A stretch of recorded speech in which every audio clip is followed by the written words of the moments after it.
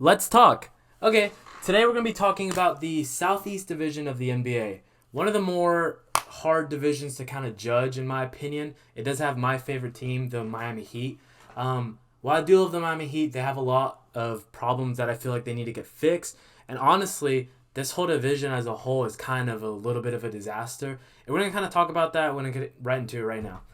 So let's start off with, of course, the Miami Heat. So again, my favorite team. They've been my team for as long as I can remember. I grew up in Florida before where I live now. I really enjoyed watching them when they got LeBron. It was a fun time to watch. But now it's 2022 and there's a lot of issues with them. While on paper they look like a really great team, I just feel like they don't have something that can push them to the edge. They can push them to that next level. And you kind of get some of those glimpses with Jimmy Butler in that lineup, and he is someone who can take you a little step further. But there's a lot of downsides to him, like not being able to shoot, and he's kind of somewhat inconsistent most of the time. While he has proven to be a playoff player, that doesn't always get the job done if the rest of the team doesn't play up to that caliber as well. You have Duncan Robinson on a huge contract that he did not live up to. He got paid and immediately fell off somehow. You have a couple injuries here and there, and you have a very inconsistent Kyle Lowry, and that's a huge problem. But while consistency is a really big problem for the Miami Heat, I think that's something that they need to focus on this year as well as interior defense. I think they need to get a big man who can defend the rim and the paint as well. I think having Bam as their primary defender on that side of the ball, while he does play center for them, I kind of consider him more of a power forward just due to his lack of size. He's 6'9". He's one of the best defenders in the league, but sometimes just not being a 7-footer in this league kind of deters him from being great sometimes. And again, while he is a great defender, I feel like having some help in the interior on the defensive side of the ball is going to really progress them, and maybe they can make a playoff run. Following that up, we're going to talk about the Hawks. A couple years ago, they were one of the most exciting teams in the playoffs to watch. They went up against the Knicks. They were kind of the underdog coming into that. The Knicks had come off just one of their best seasons in a long time. Julius Randle was playing out of this world, really, and they were really they made it to conference finals, the Eastern Conference Finals, and nobody expected that out of them. They were electric. Trae Young was finding every open man he could possibly find.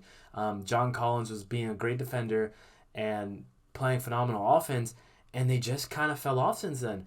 There's a lot of holes in the Hawks. A big thing that I want to talk about really is John Collins. Is he a priority to the Hawks? They paid him a good amount of money, but he's not playing up to that. He's kind of really, since getting that contract, he's kind of regressed in a sense. And that worries me because you have your guy in Trae Young, and he's your leader, and he's who you're going to play through. So is John Collins the right person for him? While John Collins is kind of a lob threat for him, you kind of get the same thing at a cheaper price with Clint Capella already on the team. So do you kind of look to move on from John Collins and get someone on a more friendly contract so you can make space for other places in which you need help in? I know with the addition of DeJounte Murray, this team's going to look different. So we're going to have to wait and see how this team's going to pan out with DeJounte Murray, which I like DeJounte Murray, but I'm not sure how the fit's going to be quite yet. I think maybe it'll help having him alongside Trae Young, since Trae Young is so poor at defense. But you just never really know. He's not a great shooter. I think, seeing what they can be, and I think taking that next step, it might be actually getting rid of John Collins. The Gallinari injury is going to really hurt him. He's kind of been a consistent guy shooting the ball for them. And, there's a lot of things that I could say about the Hawks. Another thing that I want to talk about with them is that they're still pretty young. And maybe you get, like we were saying, is you kind of get rid of John Collins and switch in Onyeka Okongwu in that spot and give him a chance and see what he can do and what he can be for that Hawks team. All right, moving to the Wizards. The Wizards do have my favorite player in the NBA, which is Bradley Beal. I love Bradley Beal, but I don't think he deserved that contract. That's a ton of money that they gave him this offseason. It's like $250 million or $255 and with a no trade clause, right?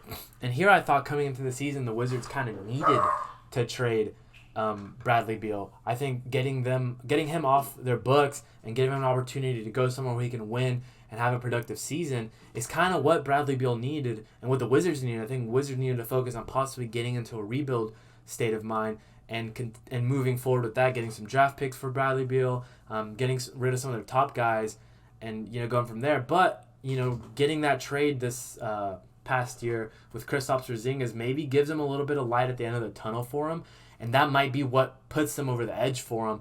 And it's just a matter of time. I don't think this team's very good. I think they're gonna be an 8th or 7th seed, and I just feel bad because I understand that Bradley Beal's loyal to the soil with Wizards, but I just don't like the direction that this team's headed into, and I think their best move this offseason would have been trading Bradley Beal, seeing what you could get for KP, and kind of starting that rebuilding process instead of kind of holding it off for a while.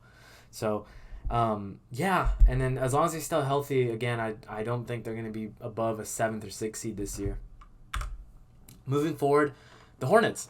I really enjoy watching the Hornets. Are they a, bottom tier kind of team? Yeah, a little bit. A lot of their wins comes from a consistency of LaMelo Ball doing fine, although I don't find him the most consistent, but I think he's someone that you kind of get what you get out of him every single night. Someone who's going to get 15 to 22 points, maybe some more, but he's going to be consistent playing defense, consistent playing passing, playmaking, and I really love LaMelo Ball.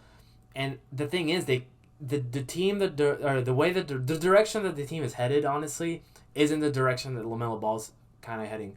But it's unheard of for someone on the rookie contract to really get traded or, not get signed to an extension and move on from the team. It's just not heard of. And I think what's going to happen is they're going to give him that extension and he's going to stay there. But that team's not headed anywhere. Unless they're going to build around him, it's just not looking very good. I think having, Mason Plumlee as your starting center is a terrible thing to be looking at on paper. He's okay, but he's not starting caliber. Losing Miles Bridges is terrible. PJ Washington, while I like him, it's not what they need. And they need to figure out a direction. They need to figure out what are they going to do with LaMelo? What are they going to do with this team? Are they going to build around him, or are they just going to let him rot in that? He's going to play well, but are they going to let him rot in the Hornets for the next 4 years? It's just, I don't like the lineup. It's a disaster. Miles Bridges being out because of whatever happened with him, it's just really unfortunate for them. So, moving to the last team, the Orlando Magic, one of the youngest teams in the NBA, if not the youngest, but also one of the most brightest futures in the NBA. With the addition of Paolo Banchero, adding him to that team, I think it's going to be really good for them. I think he's a really solid player. I think he's shown this offseason and in college that he can be that guy for them. He's someone, he was worthy of that top draft pick, and I believe that it might actually take him over the top. I think they're very heavy on the big men side of the ball, and I think they might need to get rid of someone like Mo Bamba or someone like, I think they should keep Wendell Carter Jr. I think maybe get rid of Mo Bamba or Bobo, moving some of those pieces around and getting someone more like a better point guard or even a better wing on that team is going to really help them be a really nice team next year. I don't think they're going to make any noises in the playoff or anything like that, but I think they're going to be really solid, and I think that moving forward it's going to be a bright team. It's going to be a bright spot in the NBA, and it's going to be a fun team to watch. I'm going to really enjoy watching them and tuning into their games, and I think Paolo is going to be a really good rookie, and he might even possibly be my rookie of the year, even though it's kind of saying it too soon, but I really like what I see out of him and what potential he can be. So yeah, guys, that's going to kind of do it for today. I really enjoyed talking about this team, and I'm going to kind of do this Let's Talk series where I talk about each individual division. I did the Atlantic Division last week, and I'm gonna do every other division moving forward from this here. So if you guys enjoy the videos, go ahead and click a like, leave a like, subscribe to my channel. There should be a video up here that you can see right now in my channel. Go ahead and click those if you're interested in seeing some more of my videos, and if you don't mind, subscribe. And as always, take care.